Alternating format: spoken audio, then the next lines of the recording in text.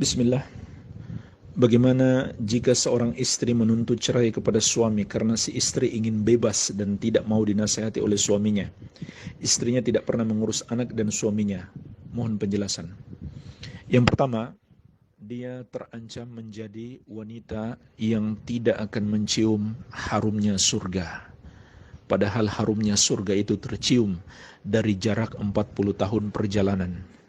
Dalam hadis yang diriwayatkan Imam Abu Daud dan Tirmidzi dari sahabat yang mulia Thauban radhiyallahu anhu, Rasulullah sallallahu alaihi wasallam bersabda, ayyuma imra'atin sa'alat zawjaha talaqan fi ghairi ma ba'sin fa haramun 'alaiha raihatul jannah.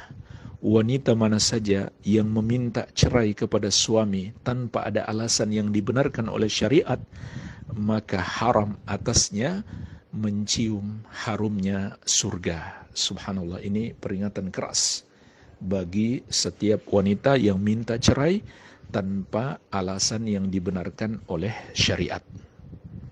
Kemudian yang kedua, seharusnya sebagai wanita, sebagai istri dia bersyukur ada suami yang mau menasihatinya, yang mau membimbingnya, yang mau mengawasinya. Karena itulah sebab dia masuk surga. Sebagaimana firman Allah Azza wa Jalla, ar-rijalu qawwamuna 'alan nisa.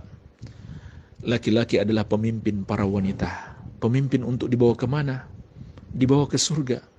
Dididik, dibina. Itulah fungsi suami sebagai pemimpin.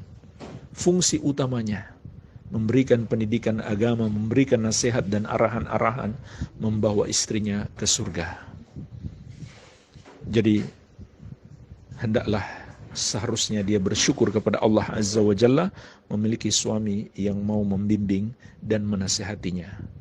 Kalau dia malah tidak mau dibimbing dan dinasihati, maka dia termasuk wanita yang tidak mensyukuri nikmat Allah Azza wa Jalla yang sangat besar tersebut. Padahal Allah telah mengingatkan, la in syakartum la azidannakum wa la in kafartum inna adzabi lasyadid. Kalau kamu bersyukur, sungguh benar-benar akan kutambah nikmatku. Tapi kalau kamu ingkar, maka sungguh azabku sangat pedih. Kemudian kebebasan seperti apa yang dia inginkan? Sesungguhnya seseorang itu, kalau dia tidak mau mengikuti syariat, dia bukan bebas, tapi dia masuk dalam penjara syaitan, dalam belenggu syaitan, serta hawa nafsunya. Bukan kebebasan. Kebebasan yang sesungguhnya ketika kita taat kepada Allah Azza wa Jalla, lepas dari belenggu nafsu syahwat dan penjara setan. Ya. Dan juga ingatlah, yang ketiga, anak itu adalah titipan. Seorang wanita adalah pemimpin di rumah suaminya, mengurus anak dan mengurus harta serta rumah suami.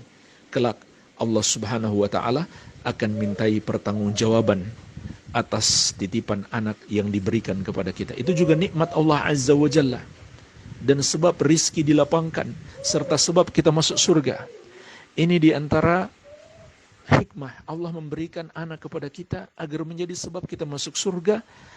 Kalau kita mendidik, mengurus, memelihara mereka dengan sebaik-baiknya, memperhatikan kesehatan mereka, memperhatikan makan mereka, dan terutama memperhatikan pendidikan agama mereka. Tapi sebaliknya, kalau kita tidak mensyukuri nikmat anak, tidak mengurus mereka dengan sebaik-baiknya, maka itu hanya akan menjadi petaka bagi kita. Kelak anak-anak ini akan menuntut kita di hari kiamat, bahkan bisa jadi menyeret kita ke neraka kalau kita tidak mengurus mereka dengan baik. Wallahu ta'ala a'lam.